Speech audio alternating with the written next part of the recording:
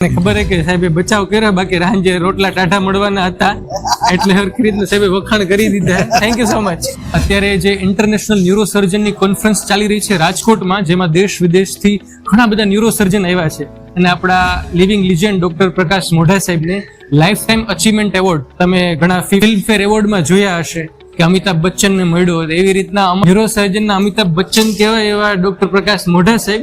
અને આપણો આજે એક જ સવાલ છે કે સાહેબ એક સમયે જ્યારે કાંઈ નહોતું, પોરબંદરના સોઢાણાથી આવ્યા હતા, અને એક સમયે જ્યારે ન્યુરોસર્જન કોઈ નહોતું, એ સમયથી લઈને અત્યારે કે જ્યારે સાહેબની અંદર હજારો ન્યુરોસર્જન પેદા થયા છે, બરાબર, તો એ સાહેબની જિંદગીમાં સંઘર્ષ કેવો રહ્યો? આ લાઈફ ટાઈમ અચીવમેન્ટ એવોર્ડ મળ્યા પછી અમને ખૂબ જ આનંદ છે, પણ આ લાઈફ ટાઈમ અચીવમેન્ટ એવોર્ડ સીધી રીતે કે ઇઝીલી મળતું નથી.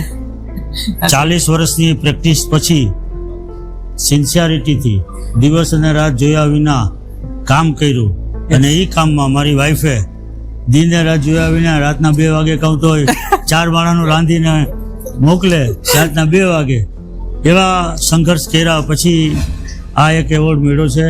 એટલે મને મળ્યો એ તો આનંદની વાત છે. એની સામે અડધો મારો એવોર્ડ આ વિજેતા આઈ છે, અને આ એવોર્ડ ખરેખર હું એને અર્પણ કરું. ખૂબ ખૂબ આભાર સાહેબ.